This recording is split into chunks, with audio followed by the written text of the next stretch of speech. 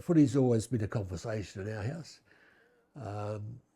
I had a great uncle who was in South Adelaide's Hall of Fame, Bill Oliver from Uradla, and he was a champion in the 20s when South were hot to trot. He captained the club and won a couple of best and fairest, so that was always around. I had two uncles that were prominent had good records in the Hills Association, from Uradla to Harndorf in that area. My father, who had modest abilities, I believe, played the premiership side with Harndorf in the Hills Association, so footy was around. But the trigger point for me really was when my mother took me to the 1945 grand final, the first one after the war. Remarkable because VP Day was in August, and they were playing a grand final with 47,500 people there. It was Port and West Torrens. West Torrens won, but I was 8 years of age, and I guess I didn't see much because of the density of the crowd. But I was just amazed with Bob Quinn and Lou Roberts and you name it, Port Adelaide. So I was captivated by Port, and that's where it all started. So I was a fanatical Port supporter as a kid. You had the coat and the badges and the whole bit, and that more passive as I grew older. But I was still a Port barracker when I played my first game against them. And now I can say, Neil, that my dislike for Port Adelaide will probably cease about 10 minutes after rigor mortis sets in. Footy in the hills, everyone played footy in the winter and cricket and tennis in the summer. It was just the way it was. And I grew up at Stirling. I was born at Stirling and grew up in what was called Stirling West in those days. Nothing like the desirable real estate that it is today. And it was an isolated village, really, particularly in terms of public transport. There was a bus service for commuters in the morning and to bring them home in the evening. Otherwise, there was a train service, and there were no vehicles. Family cars were sort of on the scene then. So it was an isolated existence, but everyone was in the deal. And I started playing A-grade footy with Stirling when I was 15. I don't think my mother was that happy about it, but that happened. And I played there for 4 years, won 4 premierships, so that was all pretty good going. And there were some pretty notable people that played at that time. There were 2 Blows boys that played with Sturt. Neville Cunningham was a Sturt player and played for a long time. Royal Charden, who was a coach in the area, had already played with Sturt. So, a quarter of the team had some league footy experience, and my brother went to Norwood later on, and I did eventually. So it was a reasonably high standard, but as you know, the hills, small grounds, rains all day. It's a hard slog, but it's a good background. Yeah, I went to Teachers College after going to high school at Goodwood Tech for a start, and then my last year at Unley High, where I teamed up there with John Halbert, actually, in the same year. Then off to Teachers College, and I played a season with college in the amateurs, and then got a posting a long way away. I did have a run with Sturt Colts, South Adelaide Colts, when I was still at school, and that came, I think Alan Hickenbottom was the man then, and they watched an interleague game, Colts game in the hills, and anyway, I got an invitation to train there, and it was marvellous to train on the Adelaide Oval, But you know, it was the isolation, and I didn't feel comfortable there, so it was back home where I did. So you would have been zoned in those days? No, country, there was no zoning in the country at all. But you're right, I did, when I graduated from college, I got a posting to Allendale East, which is south of Mount Gambier, and I thought that was the end of the world. Damn near was. You know, it's only Port Mac, Port MacDonald comes next, and then the South Pole. So, but it turned out to be brilliant because the Southeastern Border League was a good standard, and I signed with a club there called West Gambier without any research or going into it as I should have. West Gambier had never been to the finals in a 16 comp. They never made it, and I'm thinking, well, this is not going to be quite the scene that I'd like. Anyway, we went top that year, the first time ever, and you imagine what the west of Mount Gambier was like for a couple of days after that. And I turned 21 the same week, so you can imagine what I was like. I really don't know, but I was content playing in the Mount. I played interleague, and you know, everything was pretty good. But before Easter in 1958, I got a phone call from Hayden at school, and he was a high-powered recruitment, of course. He said, if you happen to be coming to Adelaide for Easter, not we'll fly you down or whatever, and you want to have a kick at the parade, please come out there. So I did, and I never ever trained with Norwood, but 3 weeks later I was playing for Norwood against Port Adelaide. So on that infamous Anzac Day game in 1958, when yes, it was Kretschmer. We can't deny that. Hit Ron Nebo behind play, and there was a hell of a storm. There were 38,000 people there that day. It's huge, and it's still a record for a home and away game, and it was the replay of the 57 grand final, which was a close game and fairly brutal in parts. So that was my introduction to it all. Any good feeling I had towards Port, which I did before I ran out of the ground, they disappeared that day when Hayden said, I was playing at half forward flank, and Hayden said, would I go to centre half forward? And I sort of thinking, well, I don't know whether I'm quite equipped for that one. And then I saw what had happened to Kneebone, and it was a horrible mess. So that was it.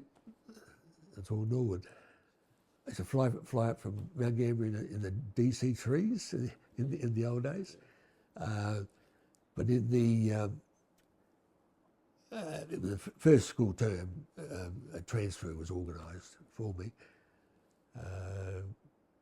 which was good to get closer to Adelaide. But I went to a little town called Cambrai, which is in the Murray Flats, and delightful place, but there was no strong footy league there, and training became so difficult.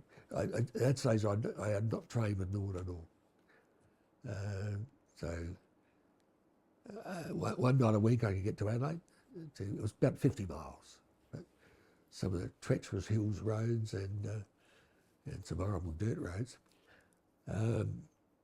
It was a disadvantage not to be able to link up with the group and do that. But anyway, so sometimes I'd go to Anguston in the Barossa Valley to train. It was a good standard of footy. And that lasted for a couple of years, and then I got transferred to Kapunda. The difference there was when a Richmond Road. That was a bit easier, but unfortunately Norwood had lights, so training used to start at 5:30, and there was there was time to get there. So it was one night a week, and then wait for school holidays to train full steam ahead. How did you feel? Did you feel like you were a league player? Were you right into it? I didn't feel like I was a league player in the beginning. The very first game, I thought I'm going to make a fool of myself on this quite big stage, but it all worked out pretty well, yeah. By the second year, I was getting reasonably confident. A bunch of pretty good players, really. You talk about Wedding, Bill Wedding, 19 state games and the like. Ronnie Nebo was centre half back. John Liu, Hayden Button himself. Brian Sawley it was the beginning of Robert Oatey when he started his marvellous career. John Liu, if I mentioned. Peter Ace. Yeah, there were some of them. I mean, I'm going to forget some, but they were the standouts. And then there were a lot of Victorians that came along afterwards, who were some good characters and some good players in that lot too. But I think it takes 50 games before you even know that you're playing, that you're confident to play and whatever, and you find out that it's your responsibility rather than somebody else's. It's easy to leave it to Jack because that's the way it is. But 50 games and you're up and about pretty well. So you 1960 get to the grand final. High hopes. Yeah. 60. We were always coming from the back, from lower down, winning games to make the four. Never had the luxury of actually being up there. But that year we played North Adelaide 3 times. I reckon we won at Kensington in the neutral game and at Prospect, and they beat us at Norwood. And each game was decided by less than a goal. So it was pretty even teams, I'd say. Yeah, we were confident, but we'd played Port the week before in the preliminary final, and remember Port had won 6 straight at that stage, and we beat them quite easily in the preliminary final, which was something. It was a bit like a grand final, quite frankly, because it was a big game. North was sitting up at the grandstand watching, and that's always the easiest way to go into a grand final, without rest. But it was they beat us by 5 points. We were 8 points up in the last quarter, midway through the last quarter. Like, you dare to dream, you dare to hope. And we went down by 5. Possibly the worst experience you ever have in footy. If you haven't played in one, a losing grand final, and it's hard to describe it, but it's the feeling that not from your own point of view, but who you let down. There's so many people that depend on that, and particularly at Norwood, we hadn't won since 1950. People were getting a little bit agitated. They needed a flag, and then when you blow it up, not blow it up, but you lose. It's an awful feeling, it really is. But I got an injury at Prospect, and I was in hospital that was in 1961. I didn't get to the grand final in 61. There was a spinal injury in it. I got knocked unconscious, and it was a big Don Linder mark. And I was pretty good friends with Don because we were at Teachers College at the same time. Anyway, it took a few days, but I became fully paralysed from the waist down. and had no motor or no sensory control. So I went to hospital, had surgery, did all sorts of things. And they found out that there was a polio virus in the spinal fluid. And that was the label was put on that. Since then, with the development of more medical things, the spinal injuries unit, where I still go, says the injury caused the paralysis. There were so many things that I'm affected with that don't occur with polio. And there's no doubt polio virus was there. And I've never worried about it too much because what's the point? It's the same thing. But I knew deep down that what happened. That was interesting because I was working with the phys ed department then. I was living in Adelaide, I was living in Healy Beach. And I went to, I was okay on the Sunday and did the usual things on Saturday night. Sunday I was living in Healy Beach, I did the Healy to Grange run, as I always did, with a few sore spots. And then Monday I was sick, and Tuesday I was paralysed. And I went to I drove out to the club doctor, Jim Mueller, whose surgery was opposite the Norwood Oval, on the Monday afternoon, and told him I was not well. It's back pain, and I gave me a couple of aspiros and a sick certificate, which was all nice. And I knew I was in a fair bit of trouble then. And the next day I couldn't walk at all. So yeah, that was a mess. The rehab wasn't very good in South Australia. Eventually it was. I caught the tail end of that. But after 9 months, I eventually got home and started a new life. Furthest from my mind was footy and men. No, it popped up.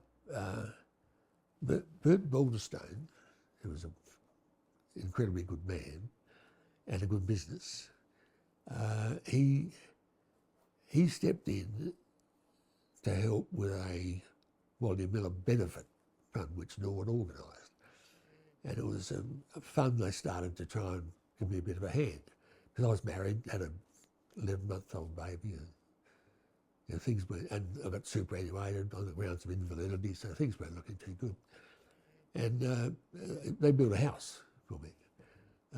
So Balderstone had the wherewithal to do that. And it was all voluntary labour and donations and whatever. Anyway, then Bert became president of the club. So there was sort of a bond there, and Bert did some marvellous things, and well, he developed the Redlegs Club as the social headquarters. And an opportunity came up there, and they asked me whether I wanted to work there. Well, you know, footy clubs are emotional organisations. You don't look for your long service leave in an administrative point of view. But eventually I did, and went on there as a promotions officer. That's the big phrase for it all. And I was selling Redlegs Club membership, and I was looking after footy from the seconds down. And that was my passion at the time. I didn't expect anything more out of it at all. But it was lively. The Redlegs Club was new, and everything was happening. So, and all were bottom. Absolutely stone marks last. That was in 1968, and we beat Central Districts 3 times. So, and we were last bottom in 1919. So, It wasn't a great springboard to come off. The next year we were second bottom. The reserves were ninth, and the under-19s were ninth, and the Colts were ninth. So Norwood ain't going too well at that stage.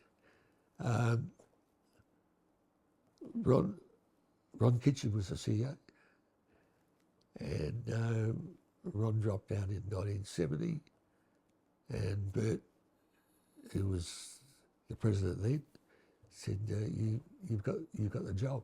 Well, that was a deep end, and he knew I wasn't ready, and I knew I wasn't ready for sure. But that's how it happened. Yeah, and then it became full-on footy administration.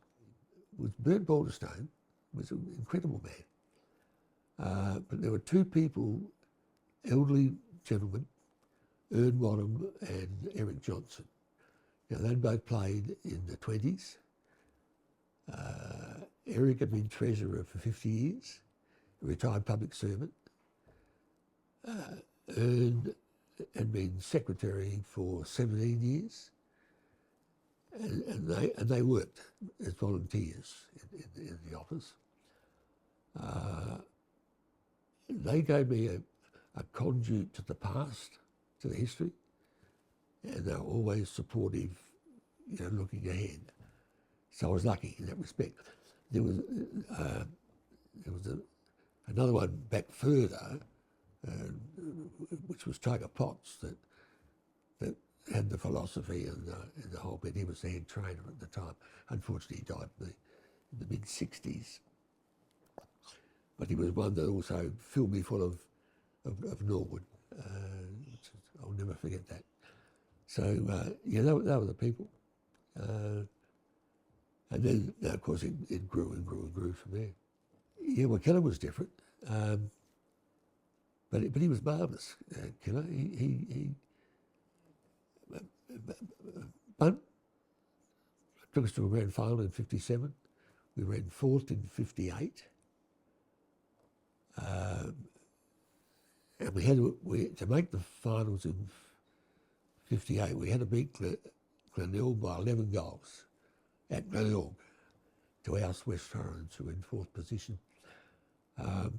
We beat it by 13, as it turns out, but we didn't go any further, and Port knocked us out in the first semi. So then Bunt went to Tasmania. So along comes Alan Killigrew from Melbourne. I guess with a bit of a reputation of being a hot gospeler and motivator and the whole bit. But we didn't know what the hell he was on about. And we lost the first 5 games in 59 with basically the same team, Bunt excluded. And I'll never forget, there was a radio program on Saturday mornings, a footy show, which was run by Big Bob McLean at Port Adelaide. You may remember that. Well, one morning after we lost 5, Big Bob said that Alan Killigrew had gone to Darwin to recruit because of the terrible position that Norwood were in, and he's got a Chinese rover he's bringing down called Win One Soon. And really that didn't get up Keller's nose. Anyway, we started to win, and we missed the finals that year, but it was sad because we were almost good enough to push through the finals fairly well. He got us going, Keller, and it was a beautiful time to play footy in a club, because people now wouldn't appreciate, but there were no clubs as such. There was 6 o'clock closing in hotels. What do you do after a game? But Keller's philosophy was if you don't know each other socially, you'll never play well on the ground. Well, that's true or not, but we certainly had a good time socially, and we started to win. So he got us all going, all singing together, different types, different people. I remember he used to say about John Lill, who was a doctor, had a doctor of philosophy and engineering, that he would always be in his team because he never knew anyone that had that sort of qualification before. So there were many and varied, and he brought some people from Melbourne. Some disagreed with that policy, but we didn't seem to mind. That's Phil Stevens. Phil Stevens had that purple patch and was absolutely brilliant. Lester Ross came over, who could play like crazy. Johnny Vickers came down from Broken Hill. Buster Gordon from Ballarat. George Della, Jeff Feehan. Most of them stayed in South Australia, made their home here. So it was a mixed bag, but what Killer got us going, and he really did say that if we're going to beat Port Adelaide, you're going to be tougher than Port, because they were a pretty ruthless side, Port Adelaide. And we finished up doing the job. Few things I don't want to talk about now, but yeah, I was disappointed when Keller left because we played in 2 grand finals, lost both of them. We were third, got beaten by West Torrens in the prelim final in '62, and then he went to North Melbourne and won.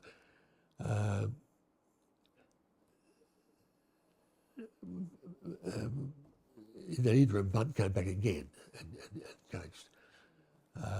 But bringing up to Bob Hammond, you probably remember the Glenelg North Adelaide grand final in '73. And it's one of the greatest games that people have seen with Bob Hammond at fullback. And the one that gets the credit for enticing Bob to Norwood was Rex Wilson, who was the president at that time.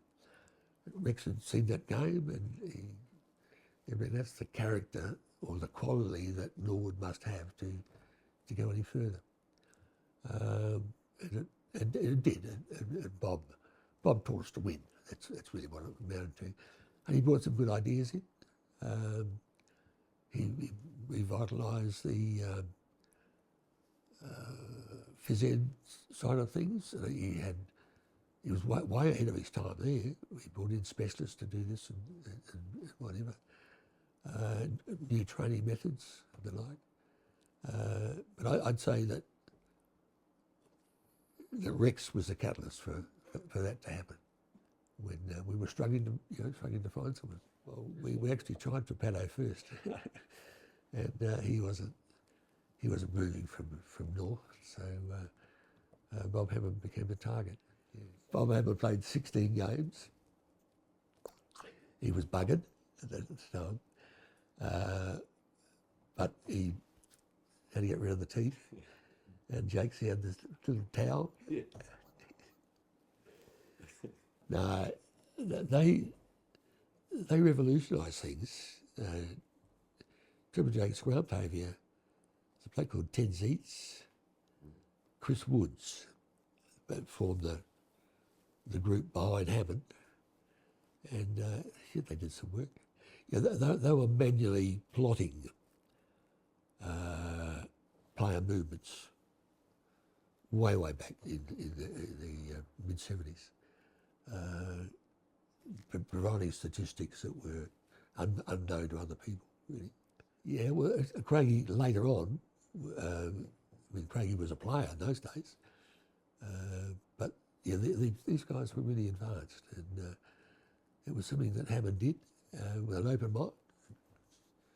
And we were a bit concerned about it because it's all money goes out the door, but they were good, yeah. Well, the only thing I could ever remember that I was mostly unhappy about, they did all these tests all the time, and I came into the selection room one night and said, now, these tests reveal that Michael Taylor can't really play as a midfielder. Yeah? And I was sitting this because his aerobic capacity wasn't so-and-so and so-and-so. Oh, Jesus. about that. You know, their science was sometimes not with player nous, player, you know, the natural thing about a player or whatever. It was always on the aerobic capacities and that sort of sports science angle. You're a pretty good centre man, Michael Taylor. In 1974, it was the first of the final fives, and Footy Park was 73, I'm sorry, and they were building Footy Park. So the finals, two finals were played at Norwood, and we beat Port in the elimination final, easily. We played North Adelaide in the first semi and got done with about the last kick of the day. And we had a group of kids that could play like crazy, but they were a little bit immature. You know, you're talking, you know, the Taylors and the Rosses and the Carmens at that stage and whatever. So we were okay, you know. But then when Bob came along, after that, he taught us to win, and everyone beefed up a little bit more. And in '75, of course, we got there, unbelievably. 25 years since 1950 when we won, but we also played in 5 grand finals in that time. Now, mathematically, we were still going okay until '68, when we hit rock bottom. So it wasn't bad on the CV to see that, but we couldn't win. And in '75, when we did, that opened it just proved that we could win. You know, proved to me particularly that, hey, this can happen. Because we had recruited well, particularly the introduction of Ross Dillon at that stage, who came across from Melbourne, made a huge difference to that club.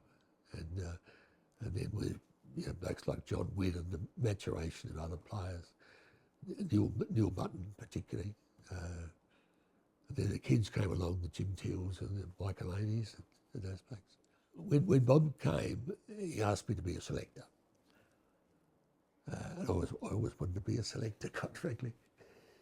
But that was the breakthrough. Well, I did that for another 22 years. Picked a lot of teams, some good, some bad, but that's the guts of footy. It's, you know, being on the match committee that's what you have to do. The 75, we missed in 76 and perhaps should have done better. And 76 was a year with that NFL imposed competition mid-year. There were so many games we played and we had some injuries and things didn't work out. 77 we won the Champions in Australia when we beat East Perth in that night series. That had an injection of money that was 50 grand for that prize money to win that one. We were winning but not capitalising on the ability of the team. 78 we won, and I say that tongue in cheek because Sturt were the best side. But we wanted to win really badly, and that was the club's centenary year. No one wins in their 100th year, particularly when you win. When you win the first one, you ever played it. 100 years later, you win the next one. That was, you know, sensational. 79, and we're flying high. The Red Leaves Club is right up there. We're making money. We had real estate assets of over $1 million just in the area. We owned all the property from Wood Street to Byers to Sydney Road. We had a property that went from Byre Street to the parade frontage, and we owned Carmel Court. So Norwood is looking good. In '79, it's the best list that I've seen at Norwood. Absolutely sensational. Bruce Winder and Robbie Barton came over from Sturt to make it a bit stronger. And we blew it badly. And it was the worst year I've ever experienced. Bob Hammond at the end decided that he didn't want to coach any longer, and he went into business. It was a hell of a mess. And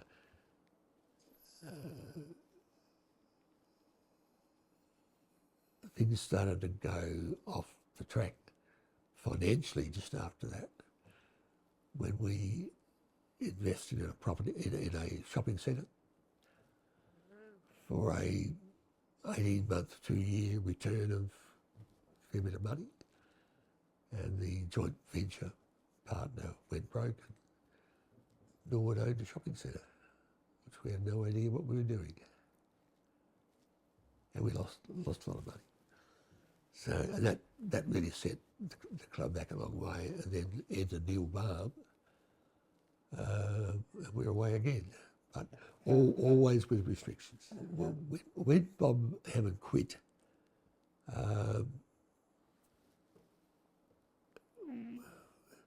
we were lost. We didn't expect it. It was a shock. And we did the usual things of advertising and whatever, and nothing turned up. Only a recycled, old coaches that weren't actually quite desirable. And we were getting pretty worried about it. But then one of our phys ed guys, Grant Pavey by name, went to an allied health conference in Melbourne. And he met up with Barry Richardson, who was a Richmond fullback, premiership player, and he's made of Barb's. So they were talking about Norwood's impasse in coaching, or coaching position. And he said, well, try this guy, have a look at him. Anyway, Grant came back and gave me that news, and I rang Tom Havey. And in essence, Tom said, well, you'd be a fool not to try. And we know Barb, he's a Victorian thug, awful reputation. And well, I sort of trust Havey on a character issue anyway. And eventually we got to Mummy. At the time he had a glandular fever or a hepatitis strain. He was in Fairfield Hospital. So it took a while to get, for him to get over and sort that out. And first impressions, he came out of hospital and he was still half crook. But he had long hair and cowboy boots on, and he really came over to see Neil Roberts, his mate. I spoke to this guy who's imposingly a big man, but he's bloody intelligent, and he's polite, and he's thoughtful, and he's a decent sort of a guy. So there was enough interest in him to come back again for another talk, and then he started to watch videos and whatever. He never coached, never thought about it. We'd previously gone for Sheedy, and he knocked us back in the end. So we put it to the committee that it was Bob Farnham, the other bloke, put it to the committee that we should have a serious look at this bloke. And we got a rejection, but then we got half approval. And we pushed it, and I thought this guy's got something. And he thought he might be able to play again. And I was hoping like hell he could. And I took him down to Brian Sando's office on Port Road with our doctor. And Brian had a look at his knees and rang me during the afternoon and said, if you're looking for a non-playing coach, good luck. but he can't play. Any man his weight, size, whatever, his knees are shot to pieces. Anyway, it progressed, and Neil accepted 3-year non-playing appointment. And then, as they say, everything hit the fan because the supporters rejected it. The players were most unhappy about the appointment. And we've got the image of this Victoria thug, aged 27, coming to coach. And Mickey Noonan wanted the job, and it was a bit of a mess, really. And there was all sorts of walkouts, forecast and whatever. And I remember saying, after being battered with all this,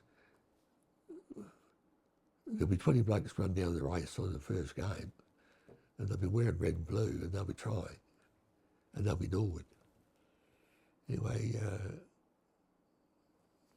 it did settle down after a while. Mainly through the senior guys who had great influence at Norwood always. Gallagher, Wynne, Rosser, Stasnowski. Had a bit of a conversation one day, and they said, we reckon this bloke's all right. You know, he's our age, he's a good bloke, good bloke socially, whatever. He said, he knows jack shit about football, but I reckon we'll give it a go. And from that moment onwards, away we went. And Neil, he didn't know how to lot, but he was a sponge, and got all the help that he needed, and brought his brother the next year. And he developed a very fine team. He was a decent guy that I've ever encountered. In fact, the 11 years that Neil was there, there was 2 premierships. We were runner-up against Port in 80. We made the third 3 times, 4th once, and at 5th twice. So we'd been, all in all, 19 years in the finals when Barb left in 1990. There were 2 we missed. There were 2 premierships there that maybe we should have got. But 82 was brilliant, and 84 was remarkable when we beat Port from 5th at that stage. That Comerford rebuilt Norwood. There's no question about that. Bert Balderstone did that.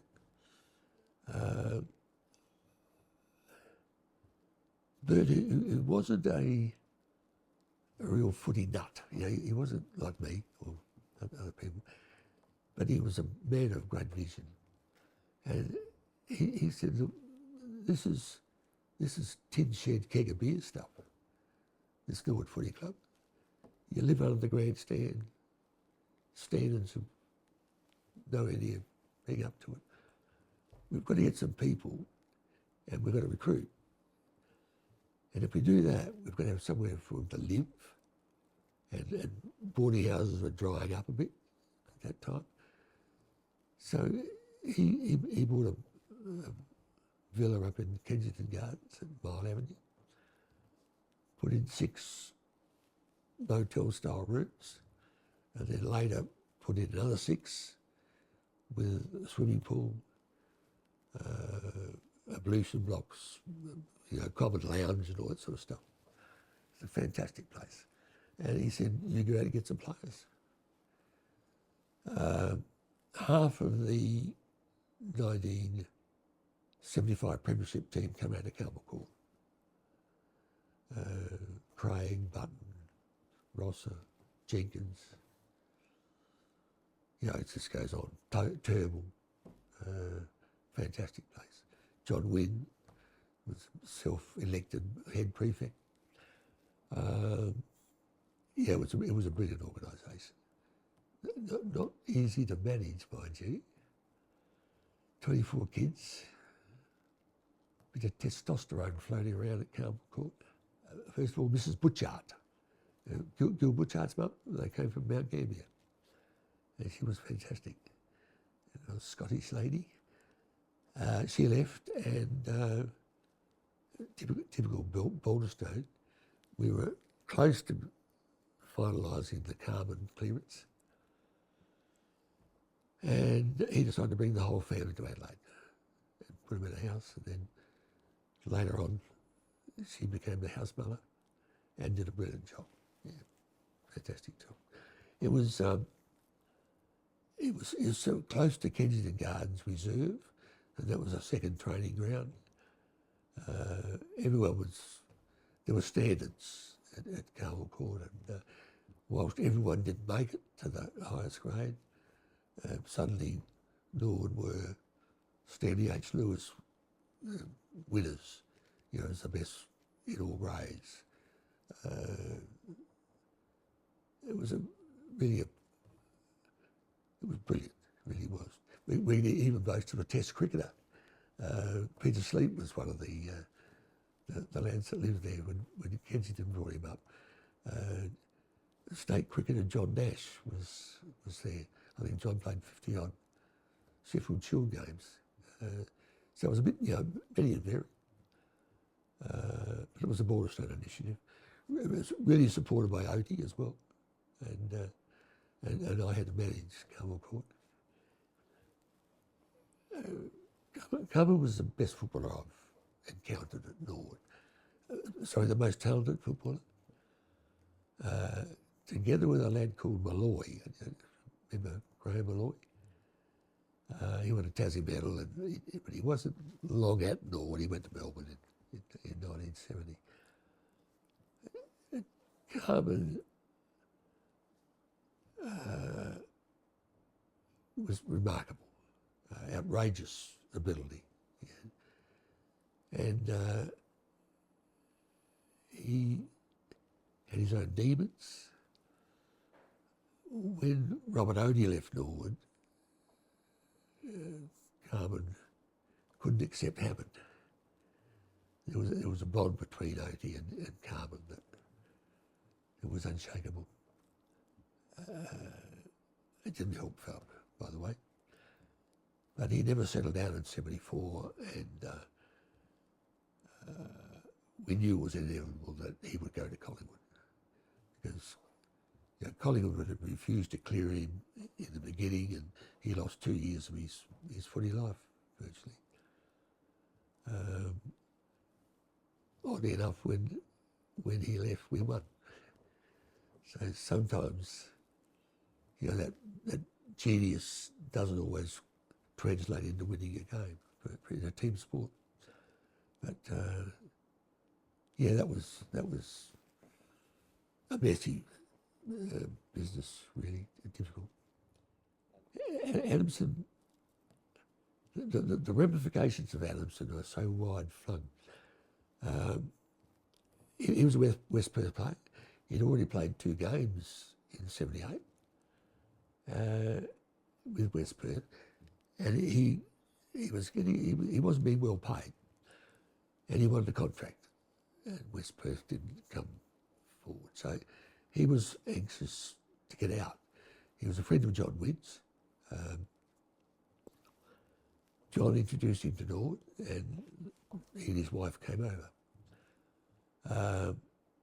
There was bad blood between Norwood and West Perth because Wynn's transferred in 1970, which they hated. We swapped for Damien Nygaard, and Nygaard didn't fire. Nygaard was a state player here, but he didn't fire in Perth, and that left a bit of a smell over the place. So West Perth hate us, and we don't get on well with West Perth. So they refused 2 clearances, and we're stymied. It was suggested by our solicitor, Sid Maidment, that we should go to court. I knew it was a bit more than defending a parking ticket, but I had no idea how big it was going to be. contested on restraint of trade. And it was done in the federal court, where it was established that he didn't have a contract, and West Perth said he did, so they lied there. But it got to a point where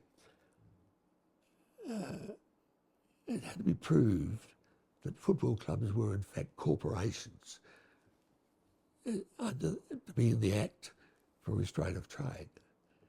And then football wasn't mentioned again, really, but it went through to the High Court of Australia. And in a 4-3 judgment, 4-3, it was deemed that football clubs, in fact, are trading organisations. They do other things other than play footy.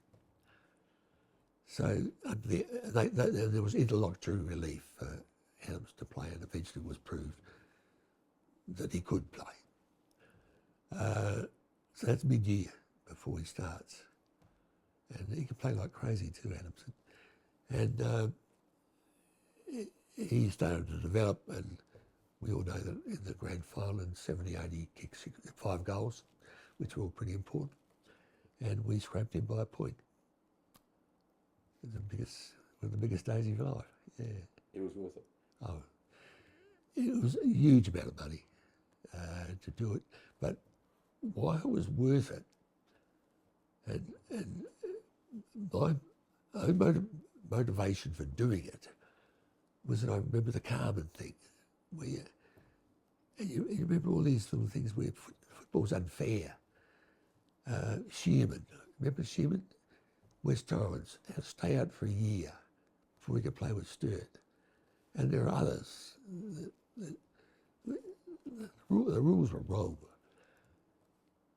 So this opened the whole thing up. And Don Roach, who was the general manager of the SANFL then, was right on the ball. And he started to act before the judgment. He said, we're going to change everything because we're in restraint of trade. You can't determine where someone plays by accident of birth. And then country zoning had come in as well, which made it doubly difficult. So we had to rewrite the rules. And I got a jumper on that committee to do that. And in a year, we completely changed the rules of the SANFL in terms of permit and clearance. And it's still valid today. And it's one thing I am really proud of being involved with. Jack Hamilton in Victoria, who was the general manager then, said common law doesn't apply in Victoria, so everything will be okay. And it took about 2 years before there was a challenge over there, and of course the whole thing blew up as well. But it was a blessing that a footballer now can really play where he wants to, unless he's contracted. And that all came out of the Adamson case. So the ordeal was worth it, sure. Adamson's wife got homesick the next year and went back to Perth. Most enjoyable, one area, it was initially called the Technical and Development Committee, which looked after junior footy. And I think for 20 or more years. John Halbert was chairman actually when I left. I was a league director, well, in the old days delegates, then league director, probably 10 years. On the junior side, it was most fulfilling because Norwood started modified rules, the game for kids, which I was always saying we can't impose adult standards on kids. We've got all this wrong. And we developed this non-tackling game for under 10s, under 11s. Didn't go down that well with some of the old coaches. Foss Williams and Neil Curley were not happy about it at all, particularly coming from Norwood, and they used to say we were just a handbag club. But Don Roach picked it up in the end, and it became the game in South Australia. It's now the game nationally. But when we took it to Melbourne, they would never bar of it in the early days. So I was involved with that. And then I started the coaches' certificate courses at Norwood and the trainers' courses. We're a very vibrant medical panel that put a course together, and my motivation wasn't anything other than I want Norwood District to be educated and as strong as it possibly can, so we always win. I don't think about national or any altruistic view of the whole thing, but Roachie picked it all up and it became the deal. So the courses went gangbusters, really. Level 1, Level 2, Level 3, and that all came out of Norwood.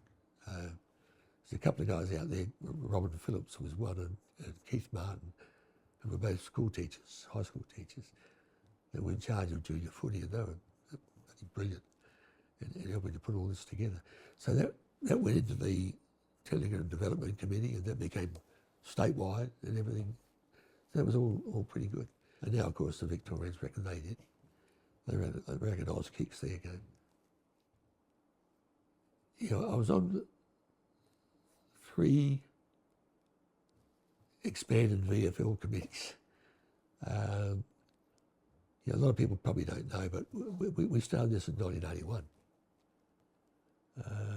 to plan entry into the VFL, because you could see that at one stage we had 51 players from the SANFL playing in Victoria. So it was going to happen, but they knocked us back every time. There were 3 of those committees formed in 1989, 90, the last one, when we resolved to join the expanded VFL in 1993. And we're a little bit selfish because we wanted to get some players back. And we could see that Kernan's contract would be finished and Bradley's, and we'd get some players. But the Vicks couldn't put up with that any longer, and they were going broke. So they started their campaign with Port. There was a disappointing result in the end. It should never have been, but it was. But yeah, I was involved in all of those. No, we didn't know. A couple of people came to see us on the eve of that, just saying, put your bid in, put your oar in. Now they didn't know that we started negotiations with the VFL in 1981. Our first representation to them to play in the VFL. We got no support whatsoever from Jack Hamilton. They came to see us again and said to ring Swab and say you're interested, which we didn't do, because we had Bob Farnham was our chairman. He was on the same committee that I was on. We'd pledged a composite side, and I couldn't do it. There's one club that could. Anyway, Swab went to Port Adelaide, and they were ready to be treasonous at the time. And then they planted stuff in papers, letters that they concocted from our president. Very nasty business. I could say more, but I won't. And they were at Football Park. But how good was Football Park? interstate games, state of origin games, 50,000 people, freezing cold night. They were just magnificent games, weren't they? And they were the money out of that because they'd already sent South Melbourne to Sydney. Carrara was, Fitzroy were going up to the Lions. They weren't travelling well at all. We lost 16 players when the Crows were formed. There's about 9 to the Crows, and then there were interstate, other players going interstate. The one that didn't go was Gary McIntosh, which Cornsey has always blamed me for holding him back. Now, you couldn't hold anybody back. I don't know how you do it, really. Contracts at Norwood might be worth 20 grand. Contract at the Crows, well, you name it. No, McIntosh, he didn't want to go. That's just the way it is. No, I didn't. I was not impressed with the Crows. I thought for a long time that they were just a marketing aberration. I used to cringe when they'd sing the club song with the Canterbury Crows in it. This is not right. And probably I was a bit critical. But after I'd finished at Norwood, the committee approached me and said, "We want you to stick your oar in and have a go at the Crows." I said, "Bullshit, that isn't for me." Yeah, I didn't fit. I really didn't think I fitted for lots of ways. Anyway, they were persistent, and eventually I gave it and put myself up for nomination, and badly wanted someone to go with me because you can't do much on your own anyway. Then Ross Dillon came the next year. So I had 6 years with the Crows. And things changed from where we were. Malcolm Blight came in as coach. John Reid was the footy manager. And the philosophies changed, the culture changed. Everything that I had up my sleeve that I wanted to do was already done because they were terrific. And the Crows became a footy club then. And they won. 97, 98, 2 good years. Norwood won in 97 as well, so I had 2 grand finals in a week. Yeah, I did it. Some aspects I didn't enjoy at the Crows, but some of the close contact stuff I did, yeah. But I was on match committee in the end, and that's where I wanted to be. Yeah. I think 1990, I think I said, something's always lost in the wake of progress, but you can't lose everything. And we've got to pick up footy again at that level as a community. I reckon they've done a fantastic job, the SANFL, to keep it where it is. I'm worried about it. I'm going to be able to pay players more to be able to keep doing what they're doing. But the standards are pretty good. And even though the attendances aren't there, a lot of people like me that don't go anymore, but they're first on the computer to see what the score is and whatever. I think it's still alive, yeah. When the equal opportunities and all that sort of stuff started to raise its head, they asked me to do an audit of footy park and suburban ovals for disability access and looking after people that were wheelchair users or whatever, and other disabled, hearing and sight and whatever. It was a hell of a challenge, but anyway, I did that, and it was a huge experience. Footy Park built a room for a lot of money in the mezzanine to do that, for wheelchair access. They had staff programs, which I was involved in teaching.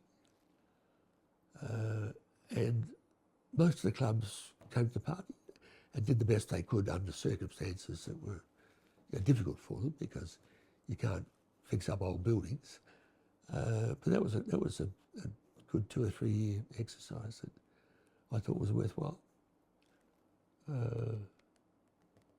No, it's been marvellous memories to me. The